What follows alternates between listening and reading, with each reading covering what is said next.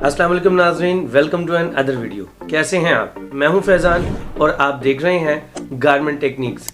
दोस्तों, आज की इस वीडियो में हम ये जानने की कोशिश करेंगे कि आउट सीम जब सेफ्टी ओवरलॉक की जाती है तो उस दौरान उसको एक साइड नीचे से और एक साइड ऊपर से क्यों लगाई जाती है, या फिर दोनों साइडें नीचे से यानी बॉटम वाली साइड से या फिर ऊपर यानी कि वेस्ट बेल्ट वाली साइड से क्यों लगाई जाती हैं। इस टॉपिक के मुतालिक एक शख्स ने मुझसे व्हाट्सएप पे रब्ता किया और उसने ये बेसिक सा क्वेश्चन पूछा था कि सर, हमारी जो आउट सीम है उसका क्या मतलब है कि कभी हम ऊपर से लगा रहे होते हैं या नीचे से लगा रहे होते हैं या फिर एक साइड ऊपर और नीचे से लगा रहे होते हैं। तो आज इस वीडियो में हम इसके मुतालिक मुकम्मल तौर पर जानने की और समझने की पूरी कोशिश करेंगे। तो दोस्तों, अगर आपको ये वीडियो पसंद आए तो इस वीडियो को लाइक और शेयर कीजिएगा और मेरे इस चैनल को सब्सक्राइब करने के साथ साथ में लगी बेल आइकन को दबाना बिल्कुल भी मत भूलिएगा।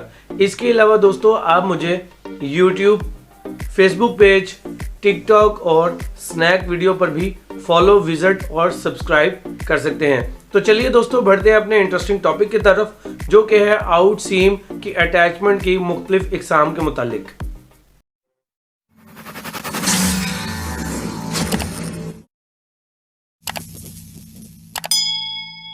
जी तो दोस्तों, कैसे हैं आप सब लोग? उम्मीद करता हूं कि आप सब लोग खैरियत से होंगे। दोस्तों, आपने नोटिस किया होगा कि पिछली कई वीडियोस से लेकर अब तक मैं आपसे जो भी टॉपिक शेयर कर रहा हूं वो एक बहुत ही सिंपल सा और लॉजिकल टॉपिक होता है जो कि एक आम इंसान को मालूम होना चाहिए। लेकिन अक्सर औकात जो बिगिनर्स होते हैं यानी एम्प्लॉयमेंट लेते हैं, वहां पर नौकरी स्टार्ट करते हैं, तो उनके लिए जो दिक्कत पेश आती है वो छोटी छोटी ऐसी चीज़ें होती हैं जो कि उनको कंफ्यूज कर देती हैं कि ये काम ऐसे होना था लेकिन ये दूसरे तरीके से हो रहा है। आज मैं देख रहा था कि ये काम इस तरीके से हो रहा है, लेकिन कल मैं देख रहा हूँ कोई और तरीका उसने अपना लिया है, और तीसरे दिन देखा है तो वो किसी तीसरे तरीके के साथ काम कर रहा है। तो वो कंफ्यूज हो जाता है कि ये एक ही काम को 2-3 तरीकों से क्यों किया जा रहा है। उसको ये तो पता है कि ये एक ऑपरेशन है, यानी अगर आउट सीम की, जो कि हमारा आज का टॉपिक है, उसकी बात करें तो आउट सीम ही कहलाती है, चाहे वो ऊपर से लगाई जाए,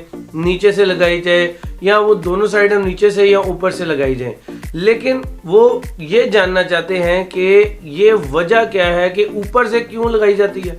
या तो दोनों ऊपर से लगती रहें, कोई मसला नहीं है, या फिर दोनों नीचे से बॉटम वाली साइड से लगती रहें, तब भी कोई मसला नहीं है, और या एक ऊपर या एक नीचे से। ये क्या कॉन्सेप्ट है? तो आज इस वीडियो में मैं आपको कोशिश करूंगा कि आपको इसके मुतालिक जो आपके जहन में कन्फ्यूजन चल रही है उससे बाहर आपको निकाल सकूं।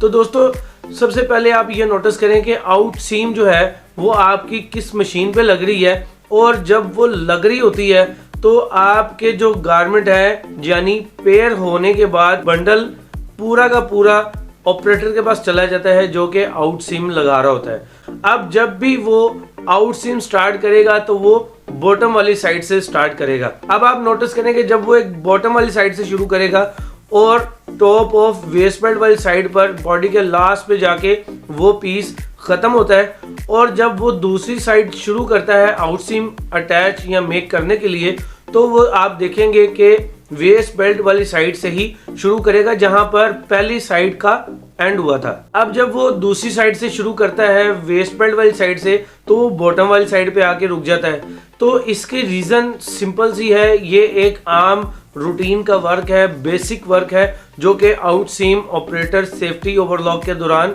इस एक्टिविटी को करते हैं। तो दोस्तों, ये अगर आप देखेंगे कि फीडो फोल्डर की आउट सीम कभी आप लगती देखें तो उसमें भी सेम सिनेरियो होता है कि आपका एक साइड बॉटम वाली साइड से लगनी होती है और दूसरी साइड जो है वो टॉप ऑफ वेस्ट बेल्ट वाली साइड से लगनी होती है। मैं आपको फीडो फोल्डर का हवाला इसलिए दे रहा हूं ताकि आप मेरी बात को लॉजिकली समझ सकें कि सेफ्टी ओवरलॉक जो है वो नीचे और ऊपर से क्यों की जाती है। देखिए दोस्तों, अगर आप फीडो फोल्डर को समझ जाएंगे तो आपको सेफ्टी की कंफ्यूजन से आप बाहर आ जाएंगे, आपको प्रॉब्लम नहीं होगी।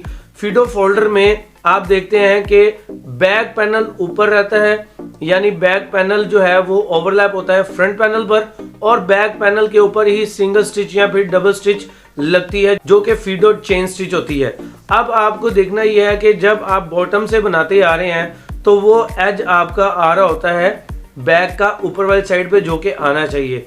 और अब जब दूसरी साइड शुरू करेगा तो वो ऊपर से स्टार्ट करेगा, तब ही वो बैक पैनल के ऊपर स्टिच आएगी। अगर दूसरी साइड भी वो फोल्डर की नीचे से शुरू कर देगा तो उसका एक किनारा फ्रंट पे आ रहा होगा, जो कि बिल्कुल ठीक है, जो पहली साइड शुरू की थी। अब जो दूसरी साइड है वो फिर उल्टा हो जाएगा, वो बैक साइड पे किनारा चला जाएगा और वो स्टिचेस जो हैं जो बैक पैनल पर आनी चाहिए वो फ्रंट पैनल पर आ जाएंगी।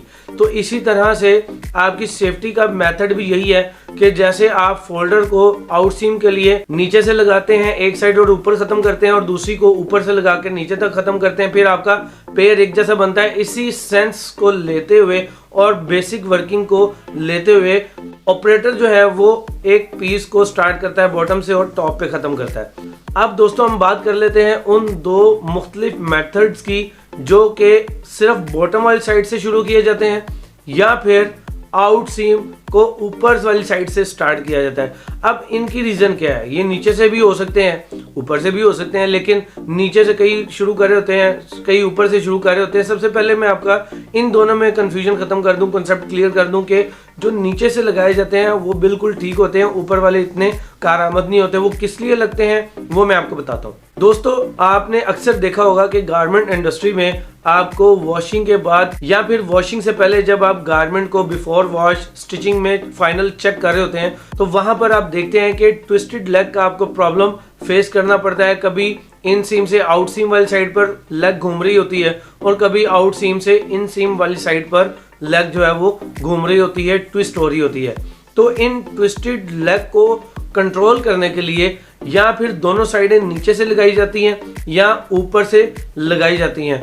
अगर आप यही मेथड फीडो फोल्डर आउट सीम के लिए इस्तेमाल करना चाहें तो ये आप नहीं कर सकते हैं।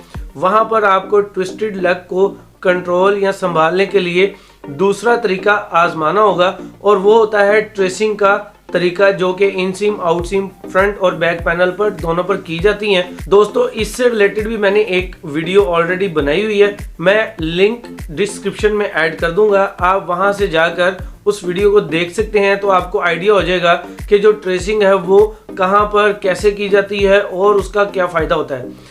अब दोस्तों जो मैंने आपको बताया है कि फोल्डर के लिए कभी भी आप दोनों साइडें नीचे से या ऊपर से नहीं लगा सकते हैं, लेकिन अगर आप ये लेग ट्विस्टिंग का प्रॉब्लम ख़त्म करना चाहते हैं तब आप नीचे से या ऊपर से सेफ्टी चेन स्टिच लग रही होती है। तो ऊपर नीचे से लगाने से ये होता है कि आपकी इन साइड से सिर्फ चेन उल्टी और सीधी हो जाती है, अदरवाइज आपकी ट्विस्टेड लेग की प्रॉब्लम खत्म हो जाती है। अब जैसा कि मैं आपको बता रहा हूँ कि बॉटम वाली साइड से लगाने के लिए आपको ज़्यादा बेहतर रहेगा ट्विस्टेड लेग को कंट्रोल करना। उसकी रीज़न ये है कि आप देखेंगे कि बॉटम से लेकर नी पॉइंट तक एक जो नॉच होता है वहां तक आपकी ट्विस्टेड लेग की प्रॉब्लम आती है। तो जब आप वो हिस्सा पहले ही वहां से अटैच कर देंगे, लगा देंगे, तो आपको कभी भी उसकी प्रॉब्लम ट्विस्टेड लेग की नहीं आएगी। दूसरी साइड भी आपको नीचे से स्टार्ट करनी होगी। तो जो 19-20 की जो ट्विस्टिंग की प्रॉब्लम है वो ऊपर वेस्टवर्ड वाली साइड पर निकल जाती है, जो कि आपको बाद में फील नहीं होती है। लेकिन अगर आप ऊपर से दोनों साइडें लगाकर नीचे आते हैं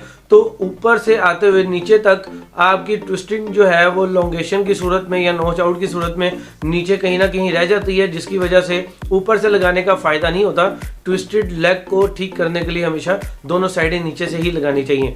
तो दोस्तों मैं उम्मीद करता हूं कि आज की इस वीडियो से आपको ये मालूम हो गया होगा कि दोनों साइडें आउट सीम के लिए नीचे से या फिर ऊपर से क्यों लगाई जाती हैं और एक साइड नीचे या ऊपर से क्यों लगाई जाती है। दोस्तों अगर आपको ये वीडियो पसंद आई हो तो इस वीडियो को लाइक और शेयर कीजिएगा और मेरे इस चैनल को सब्सक्राइब करने के साथ में लगी बेल आइकन को दबाना बिल्कुल भी मत भूलिएगा। इसके अलावा दोस्तों आप मुझे यूट्यूब, फेसबुक पेज, टिकटॉक और स्नैक वीडियो पर भी फॉलो, विजिट और सब्सक्राइब कर सकते हैं। तो दोस्तों मैं अब मिलूंगा आपसे इसी तरह के एक इन्फॉर्मेटिव टॉपिक के साथ। तब तक के लिए मुझे दीजिए इजाज़त। मैं हूं फैज़ान। अस्सलाम वालेकुम।